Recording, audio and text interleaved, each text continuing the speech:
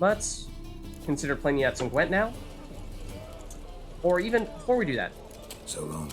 let's make a point of checking out, not this, our alchemy, to see if we can make anything with that stuff that we just purchased. These all mutagens here.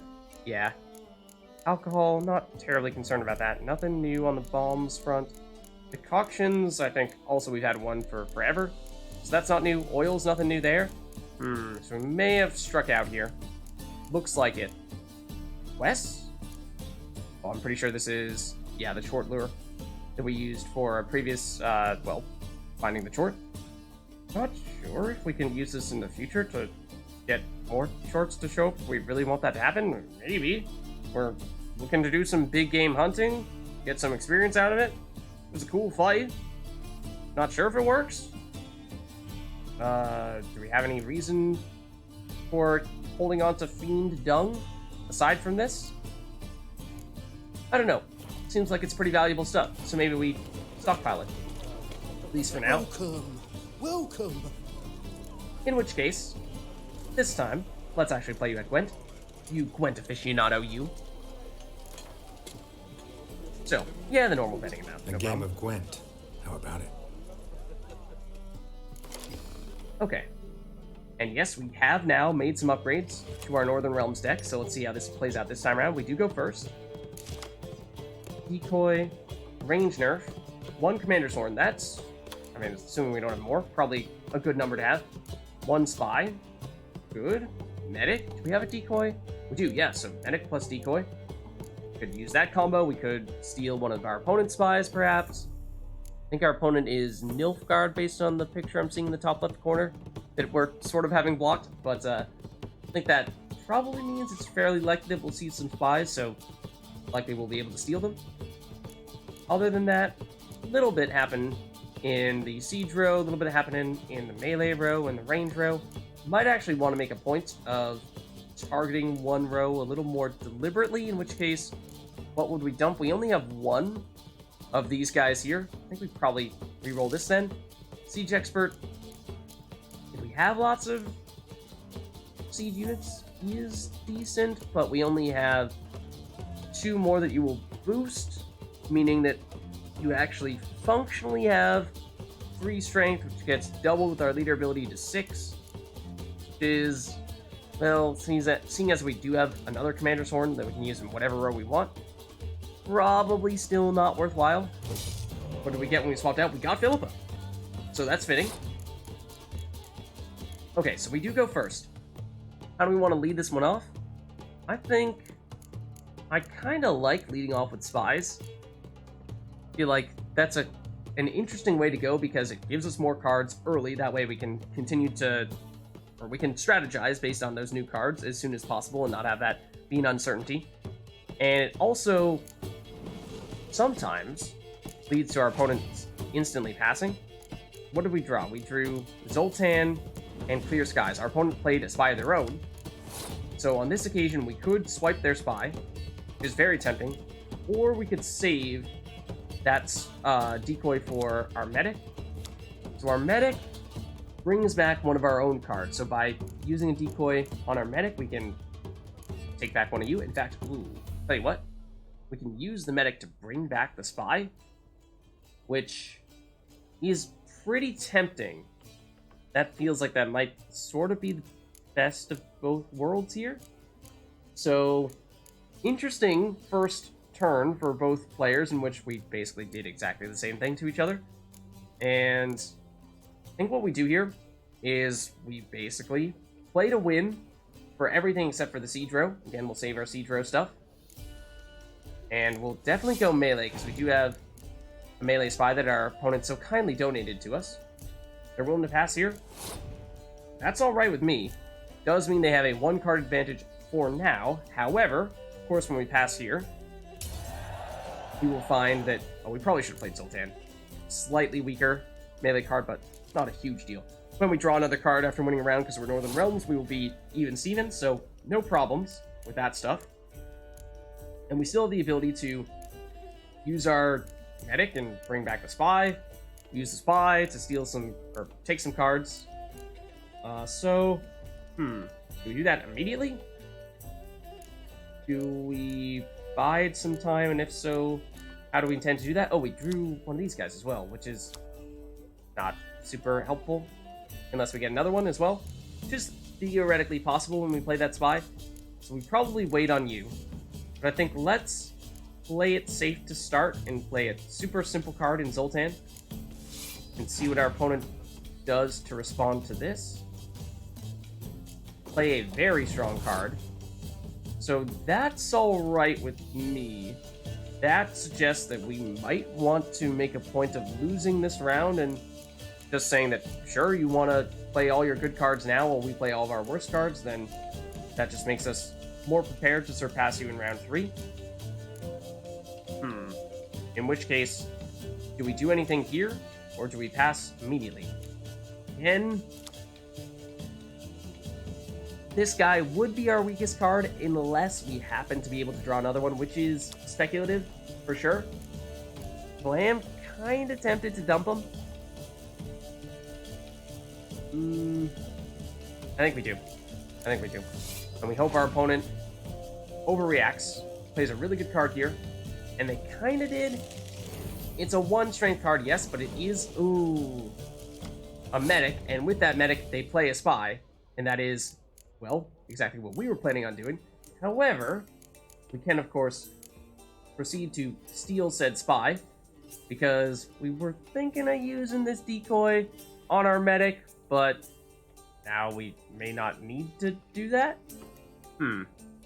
Now I'm just thinking of, do we want to do this now so that we can play our spy immediately, or would we rather use the decoy in round 3 on our medic so that way we can bring back both spies in round 3?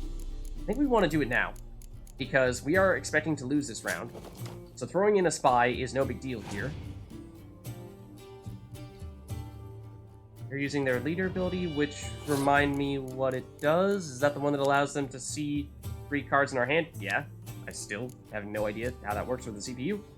But we will play the spy, making our opponent stronger, yes, but allowing us to draw 2 more cards. So we're making ourselves weaker in this round in order to make ourselves stronger in round 3.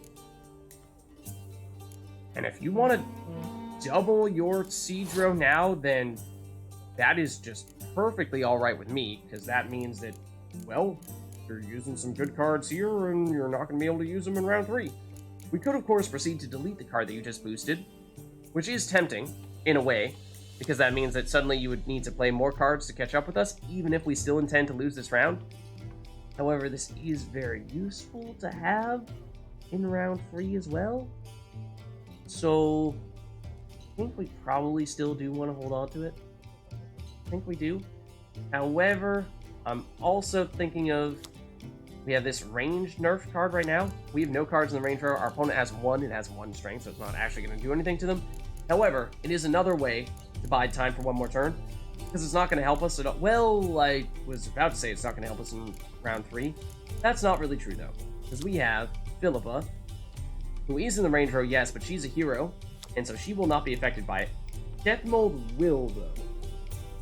So it would affect Death Mold. We don't want to play Death Mold and the range nerf in the same round, is basically what I'm getting at here.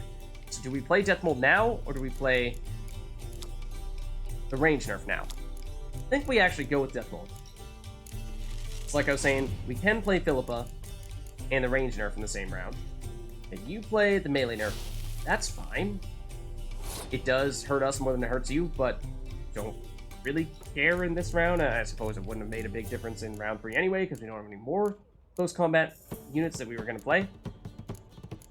And if we really wanted to, we could even throw this away, use it now, in hopes of having our opponent continue to play more decent cards. But this is potentially quite good. There's no downside to it in that it won't nerf ourselves. It could end up being precisely nothing, though, if our opponent doesn't have any range cards to play. But right now, we're talking about it doing nothing as well. So, but it does mean our opponent could potentially throw away 1 more card, allow us to have them have all their, or at least 1 more of their strong cards gone for round 3. So, you could make a case either way. And I kind of like having the flexibility for round 3, though. just in case our opponent does go crazy on the range row in round 3, this gives us the ability to have that security blanket and get rid of them and not have to worry about nerfing ourselves in the process. So I think we pass here. Take the loss. Our opponent will presumably pass unless they have a spy to play. It's not a very good spy. It's 7 strength spy, so it's not like we would have wanted to steal that one anyway. We did already use our decoy, so we couldn't steal. But our opponent does now theoretically have a 1-card advantage, which is a little bit concerning. That is a leader, of course, meaning that cannot be destroyed with, say, a Scorch. However, I think what we want to do is prepare for using this Scorch, so what we're going to do is play our own leader, because you can't Scorch or weaken it in any way. So this is safe. Then we might want to start, or next use our Commander's Horns. Because basically what we want to do here is have our opponent play as many cards as possible that could potentially be Scorched before we have any cards at all that can be Scorched. That way we are just eliminating much of their units. So how do we do that? We deliberately hold off on playing any units here, and we play either our Commander's Horn that will ultimately want to get... Oh, I totally forgot we had this guy in the range row. Ooh, we theoretically should have played him in the previous round as well. I totally did not see you. So that means that we probably want to do either the Commander's Horn here or Commander's Horn here this time around, because at least in the short term, it will not put down any units. So it buys us one more turn. Let's do it. We want our opponent to play another, ideally 5 strength or higher unit here. 2 doesn't really affect the plan at all. That one is just going to be completely unaffected unless and until we play another card here and bide a little more time. And again, hope our opponent plays another 5 strength or higher unit. 4 is still lower than 5, so at the moment, if we were to play Scorch, it would remove this guy and only this guy. What I really want is to get, say, another one of these guys removed or a better card than that removed, because 5 strength is not a ton.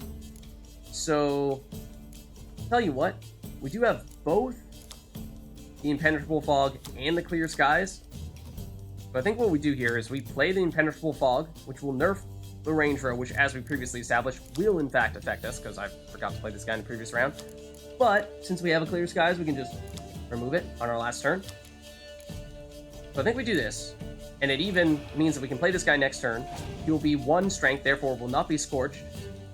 It buys us a lot of time, actually, to have our opponent play more of these cards. I just really want you to play something stronger than what you're currently playing, because you are still Scorchable, yes, but it's just not really going to do anything. Okay, now it's getting rid of 2 6-strength units, so this is getting closer to what we were looking for. We're talking about removing 12 strength total rather than just removing 5, so this could be the opportunity that we have been waiting for. It's just, do we get greedy? Try to wait one more turn, in which case, what do? Well, we can't play this, because that would make it so that now we have a 10 strength unit, because you'd get doubled, because we played our Commander's Horn there. Then we'd be Scorching ourselves. Can't play any of these guys, same reason.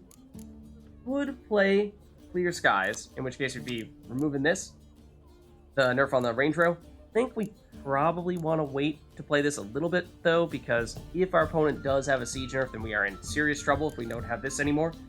So I think we do use Scorch now. And it's worth something. Getting rid of strength, 12 strength is somewhat significant. And we could even see if our opponent continues to play more cards in the range row, then maybe it turns out it's worth it to keep the range row nerf in effect. Maybe. Now, however, we need to play cards that are theoretically Scorchable if our opponent has one of those cards, so it's a little bit risky here. Let's see. We will use our Medic next, I think, and that means we can bring back one of these guys. Who ought it be? I was thinking probably this 4-strength spy here. I don't know if there's really any one that comes close. I mean, 7-strength spy is just an objectively worse version of that. Unless you were a ranged spy, and then you get nerfed down to 1, at least for the moment, but that's not the case. So I think we do play the medic. You'll get bumped up to 10, so theoretically you do have a target on your back right now. We play you, draw 2 cards, see where that leaves us. Ooh, Roach, okay. Cannot be affected, that's nice. Okay, so those guys... Actually, those were the ones that we would have ideally had a chance to Scorch, because when they pair up with each other, double their own strength. So now collectively, they're 10s apiece, collectively 20. So if we were to Scorch now, they would have lost 20 life rather than, or 20 strength rather than 12. But again, we kind of had to pull the trigger when we did. So now I think same thing we were talking about before. I mean, if our opponent does have a Scorch, they could do it now. It would remove our medic, but 2 of their own cards. They probably don't want to do that. So I still think it's probably best to play... Oh, actually, not you. Best to play you, because you're not affected by Scorch. This would have bumped up our medic to a 12, in which case, yeah, our opponent's last card may have very well been a Scorch, or one of their last 2 cards may have been a Scorch, and by waiting to play this card, we might have had them pass without using it, because they knew they were going to weaken themselves more than they were going to weaken us.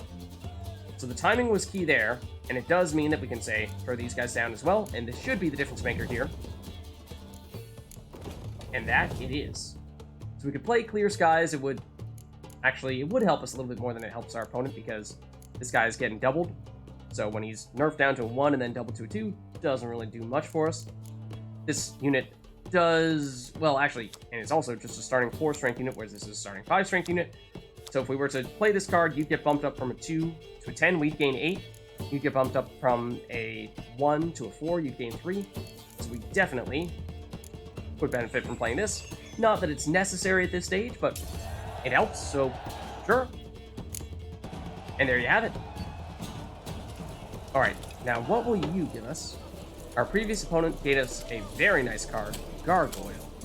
Okay, that is, I'm assuming, a monster card. It was definitely red. Let's check it out. Gargoyle? Where are you? Right here? Oh. 2 strength? Blah. That's disappointing. Nowhere near as good as the card the other person gave us, but so be it. Okay, so now I think we go back to trying to see if any of these houses happen to be ones that belong to one Triss Marigold. Does this count as, like, out in the open where someone can catch us for stealing? It looked like we could loot this stuff, but then maybe not. Okay, no one appears to be mad at us. Even though we are kind of visible, a little bit. There was a guard, like, right here, I thought. Yet I don't see any at the moment, so it is a little bit tempting. Yeah. Sure. Seize the opportunity. No one to catch us, apparently. Not this time, at least. Okay, so this door, was this the one that we went through before?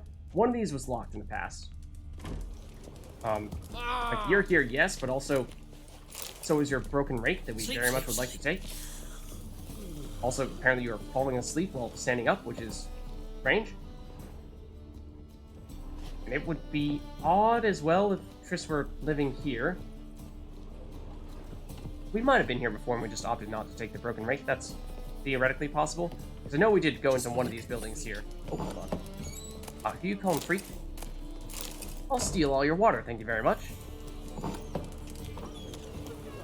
That door still doesn't exist. In fact.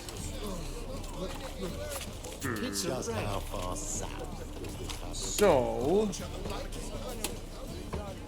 Okay, now there are people performing there, yes, but like, does Triss actually live anywhere in this area or not? Is it up and around here? This was locked too, I thought. It is still? Okay. Let's just meet Corinne at the Golden Sturgeon. One day we'll find Triss. And remind me where exactly that place is. I know we've been there before. Yeah, it's this inn over here. Let's put our marker on it. Make our way over. Yeah, there was a guard right there. I swear he was not here previously, though, because we looted stuff that was, like, right there. And he didn't catch us. I mean, I checked to see if anyone's gonna get mad at us, and they did not. Like, now he seems to have disappeared again. Still no one mad at us, so sure. Take it. Don't mind if I do. That's just the notice board that I think we have already used, so shouldn't be much new there. This is our spot, though. Actually, herbs inside? What? That's what it looks like. Somewhere. Have we gone downstairs and all that here? This area seems bigger than I remembered. I remember the first floor, yes, but have we been down yet? Maybe we have, because I'm pretty sure this would have had loot in it. I vaguely remember looting this stuff. Okay, but like, where is our person? Oh, she said she rents out a room here, so I think that's likely to be upstairs. That would be my guess. Pretty sure that's where the actual rooms are. But the witcher sure comes in handy at times. Over here? The weird, misty, smoky stuff? Alright, what's the deal? In here. Never witnessed a seance like this before, let alone participated. I will guide you. We must first achieve a kind of mental accord. I must ask some questions. You must answer them.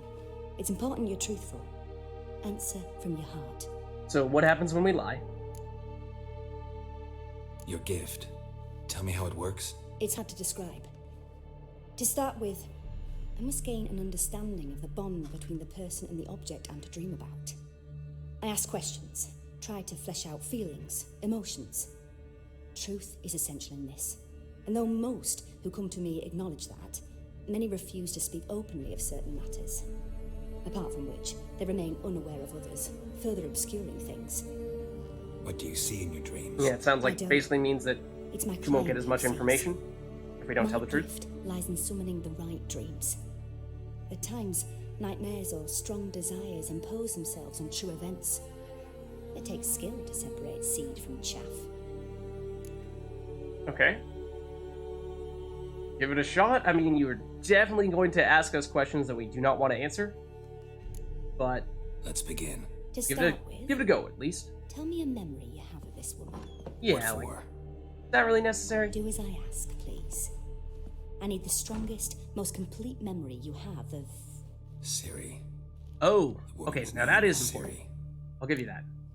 I thought you were gonna just randomly ask us about Triss and be like, tell us all your feelings about this one Triss Marigold, because I need to know. Like, do you though? Okay, let's see. I mean, all these things are true, I think. Does it? Which one is most relevant to what we're trying to do now, though? Remember when we first met? Maybe? Trained her at Kaer Morhen? Yeah, that seems like that might not be as relevant here. Saved her life once. Also seems like maybe more of a one-time thing. She was there when I died. I guess all these things are kind of like one big significant thing that happened. And might not have that much in the way of long-term implications, but sure, let's do this one. I accepted a job once. Did it. Asked to choose my reward, I invoked the law of surprise. Never thought I'd actually meet the child promised to me at that time. Years later, I was in the Broccolon forest. Happened on a girl there. Didn't know who she was. The Dryads wanted to keep her, turn her into one of their own. But the Waters of Oblivion, they failed in her case. Ciri came out of Broccolon with me. I sent her back to her grandmother then. But already, I felt bound to her. By destiny. By something more. Oh? Thank you. More than destiny, you say? Would you be willing to share another memory? Yeah, that was very interesting to see. We get to learn more about Geralt's history with Ciri, and we know little bits and pieces here and there, but really not a lot. So, how much do we trust this person? Are we willing to continue to give her more information? I mean, Triss did refer us to her, which perhaps gives her a little more credibility. But, you know, if we spill all the beans, then might we be in a bit of trouble here? For the same reason we were saying to Triss, hey, don't go blabbing about you being a sorceress, because there are people who want to get rid of you for that reason. Given a lot of information about Ciri, who is certainly a wanted woman, is also probably not a great idea unless we really need to. But on this occasion, this is the person who's trying to give us some leads here, so you could argue we do really need to. Yes. No need to rush. We have time. Okay, so yeah, as I suspected, that does mean that we can basically just tell her all these other things that we saw previously. So, so this, I believe, which one is most relevant? Suppose we can try saving her life once. It was after her time training at Kaer Morhen. Maybe we were sort of supposed to go in order there, but... called Ciri her daughter. We'd been separated. I knew she was in danger. I dreamt of her multiple times. I found her at Stygga Castle. She'd gone there to free Yen and gotten herself captured in the process. They wanted to hurt her. I remember fighting side by side with Ciri on stairs slippery from blood. It was the first time she ever deflected a crossbow bolt with her sword. Told her never to try it again. These memories, they're intense. Do you wish to continue? So, selfishly, my answer would be yes. These are interesting bits of information that we don't, or at least I currently don't know about Ciri, and it's good to know what exactly that relationship is between Geralt and Ciri. I mean, of course we know that Geralt has basically adopted her, but still, yeah, I have more to say. Then Let's- please do. try one more, but again, I'm kind of getting that little feeling in the back of my head that, like, yeah, at the same time, we probably shouldn't tell her absolutely everything, otherwise she suddenly becomes a very dangerous person who has a little bit too much information about us and Ciri.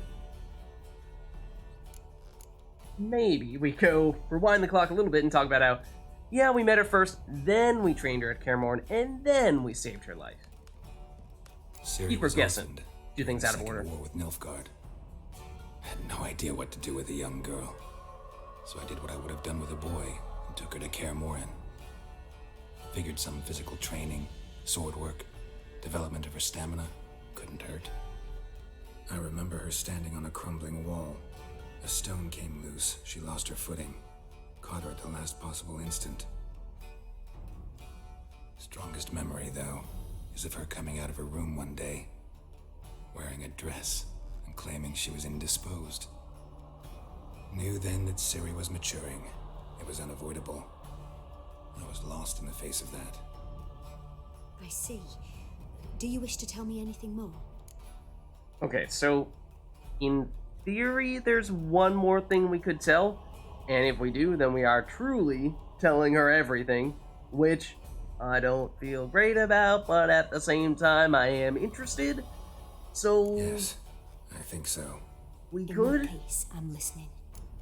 do this, or we could cut things just a little bit short and leave it at that. I don't know. I mean, at this point, in for a penny, in for a pound, she knows a lot. Maybe we just accept the fact that we got to be very mindful what happens to this Corinne lady after this, because if she goes on and blabs to a bunch of people about the things that we've told her, then we're in a bit of trouble. It was in Rivia. The Second War with Nilfgaard had just ended. There was still tension in the air. For gods know what reason, race riots erupted in the town. I tried to do something, but couldn't stop a riled crowd. A boy with a pitchfork. He ran it right through my gut. Yennefer lay dying as well. Ciri had us carried onto a boat. We sailed to a place where apple trees bloom eternal. She left us there. That was the last time I saw her. See, I saw her You claim the on woman his has deathbed. abilities. Tell me about them. Okay. So,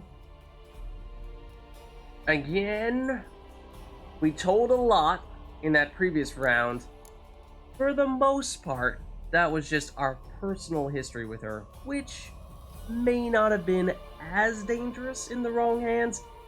Here, however, now as we're starting to talk about the juicy details, like, oh hey, by the way, she's like, you know, a child of the other elder blood and is the lady of space and time and is extremely powerful, and, you know, everyone wants to track her down right now and say you could probably make a lot of coin off of that if you were to give that information to someone else. Maybe that's a good time to draw the line and say that we've told you enough really juicy details now. Let's just keep this simple here and say, yeah, she's powerful, true, but well, I mean, even this you could say, well, she has trouble controlling those powers. Might mean that people can use that against her, and then you could also use that as blackmail against us. So, I don't think there's a good answer for that reason, come to think of it, but these seem like they're maybe a little bit more loaded. Let's go with this one. I remember Still Ciri not having great. trouble controlling her abilities. Yennefer tried to teach her to cast simple spells, and Ciri destroyed a shed near the temple where they were. Really upset her, but it was just an old shed. I know it took her a while to gain control, and frankly, I doubt she controls her abilities fully to this day. I see. Do you wish to say more? This one I'm gonna say no. Because again, I liked getting the information about what exactly Ciri and Geralt had going on before we went into this mad chase to try to find her. But now we're getting to some more sensitive information, I feel. No. Can we start? Naturally, I knew you cared about her. But your tone, the emotions you so carefully conceal. Let's continue, please. Make yourself comfortable and try to relax. Okay, so You must take my hand and talk of Ciri. Tell me where you think she might be. Who could be at her side? yeah, so the more we told her, presumably, If Ciri couldn't find more me, information we could get back she out should of her. have looked for another friend. Who do you mean? Sorry, Dandelion, but I would think that the answer is probably Yennefer and Triss. Yennefer wasn't in Novigrad. Triss was, but Ciri never found her. Maybe Dandelion. They liked each other a lot.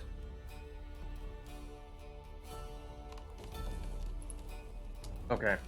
So we'll see if withholding some information from her at the end there ultimately means that we won't get the best of results here. That is possible. Perhaps even likely. But like I said, I think that might have been still important. And I'm assuming it must be Dandelion, right? Like a bird?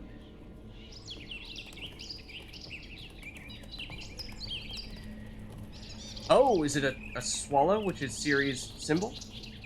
Can she transform? Can she shapeshift? What?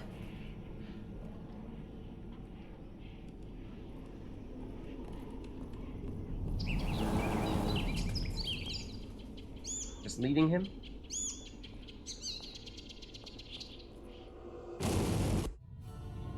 Down to some dangerous sewer-like area with an explosion? Okay. Doesn't give us a lot to go off of, but something with Dandelion, and the swallow does suggest that there is a tie between Dandelion and Ciri. Dreamt of a swallow at first. After that, just nightmares. At times the dreams can multiply. Show the past as well as the future. The swallow. It symbolizes Ciri. She contacted Dandelion. I didn't know he was in town. The poet. Heard about him. Someone left him the rosemary and thyme in their will. Yeah, thought we heard about that place and Simon and Garfunkel The and whatnot. Rosemary in Time? Where's that? As you enter Somewhere the next to city Parsley and through the Sage? district, you come upon a bridge. The rosemary is just past it. Dandelion inherited a brothel? So I've heard. Somehow I wouldn't put that past Dandelion. Okay, so that does seem to at least give us a lead. As for whether that is the best possible lead we could have gotten out of this, I don't know, but I suppose don't give me the answer to that. But I think this gives us a good place to go next, of course. Thanks for your help. Good Fingers luck, crossed. Witcher. I hope you find your Ciri. Alright. So if we were to say just... Oh, not here. But look at this Corinne person in our character screen here. What else can we learn? Oneiromancy, the magic of deciphering the past and the future as they appear in dreams, is difficult for even a highly trained sorceress to master. Those born with the talent, however, excel at it without any formal education. Such was the case of Corinne Tilly, whose fame as a dreamer, as such diviners are known, had spread far and wide. This gifted woman could not only dream of past events herself, but also induce revelatory dreams in persons searching for direction or answers to specific questions. These abilities proved to be of great use to Geralt in his search. I hope so. I hope so. Caleb, Menge, we saw you before, yes? Oh, and the King of... I was going to say, what's that other guy below Corinne, who also has a star next to the name? That's the King of Beggars, okay. Yeah, I thought we read about this guy before. Geralt first saw Menge lighting Chappelle's pyre in Novigrad's main square, and had no doubt that, for this man, the appellation fanatical... Yeah, okay, no, we did read that. Why is that still having a star next to it? I don't know. But as for the King of Beggars, the free city of Novigrad had known no king's rule for nearly 200 years. Francis Bedlam surely had this fact in mind when he anointed himself the King of Beggars, a title that mocked the pomposity, I guess, of crowned heads, while simultaneously stealing a bit of said pomp for itself. Bedlam was a pragmatic man, a trait of great use in his profession, which involved managing a network of thieves, beggars, tramps, and street urchins that trickled through every part of the city. His contacts provided him with the freshest gossip and tastiest morsels of information, and the cut he took from his subjects' earnings guaranteed a sizable income for the maintenance of his courts in the Putrid Grove. Francis despised fanaticism and prejudice in equal measure, which meant that mages fleeing the witch hunters' pincers often turned to him for protection. Okay, interesting, yes, it did just seem like when we first met him, he was really trying to take the moral high ground, which, on one hand, sure, you are sort of rival against those witch hunters, which are no saints, but you yourself are a King of Beggars, which is also, you know, an organization of thieves and whatnot, so not like you are totally free of all guilt as well. Okay, so yeah, I think we do want to keep an eye on Corinne and see if, well, if we catch word of her again, then bear in mind that she has dangerous information and we do not want that getting in the wrong hands. So we hope that she just lays really low from now and we never hear from her again. Would probably be the ideal thing to happen. However, that may or may not be the case. So let's see, go to the Rosemary Time. That is, like we were saying, another brothel that we have been to before, I think.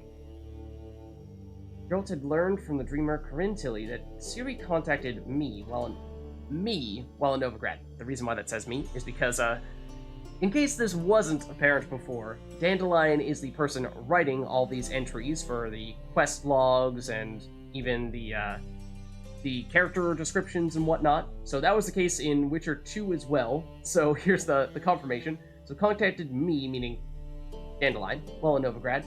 He thus made his way to the Rosemary Time, a charming establishment which I had inherited from an admirer of my poetry, for he, quite rationally, expected to find me there. His search for Ciri seemed closer to a happy conclusion than ever before. I hope you're right, Dandelion. I hope you're right. Okay, so if we... Oh, it's actually all the way on, I suppose, what you could call the opposite end of town. So let's make our way over. And yes, I think we will continue to do the main quest for a while now because we did so much of side quests before this. And I suspect that it'll probably still be a little while before we wrap up everything. Whoa, what is happening here? Thugs? Maybe don't run straight into the thugs. That's probably a bad idea. Just thinking out loud here. Is that another one back there? I think it is. Mostly just trying to take you out with Igni so that we don't use up any of our durability on our weapons. That way there's no downside at all to engaging with these guys, but if they just want to stand here and get burned, and that works pretty well. I mean, it would be helpful if our Igni was just a little bit stronger, say like a tiny bit more to take that guy out, but now it's just you remaining. That guy is just observing. Okay. Sure. Maces, I'm not going to pick those up because I think not only are they not valuable, they're also very heavy. Eh? Pulse. Hello.